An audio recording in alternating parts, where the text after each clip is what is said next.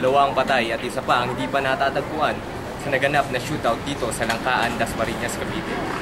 Nagsimula ang palitan ng putok pagkatapos looban ng 3 tao na armado ng baril ang Peaches Internet Shop sa nasabing lugar bandang alas 10:30 ng Huwebes ng gabi. Ayon sa katiwala ng computer shop na si Angelo, pinasok daw sila ng 3 taong ito habang pasara na sila ng computer shop. Ako nasaan yung pinto, maglalaro pa. Pumasok ako sa loob, naiwanan bukas yung gate. May pumasok na 3 lalaki na puro mama na. Bigla sila mga baret, bigla nagdeklara ng may napagkakabigkas ng hold up. Kinuha yung 2 cellphone, 800 na pera. Sinabihan na ako kami lalabas.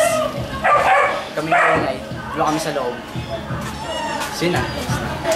Ayon sa mga nakasaksi, mabilis ang naging pagresponde ng mga pulis at maagang nagbantay sa mga posibleng daanan ng mga sospek na nakasakay sa isang motorsiklo. Samantala, ayaw nang magkomento ng pulisya tungkol sa nasabing palitan ng putok at hindi rin nila ibinigay ang mga pangalan ng suspects. Na-recover sa crime scene ang 2.38 na revolver na ginamit ng mga suspects habang hinahanap pa rin ang isa pang suspect na nakatakas. Amor Soriano, nagbabalita.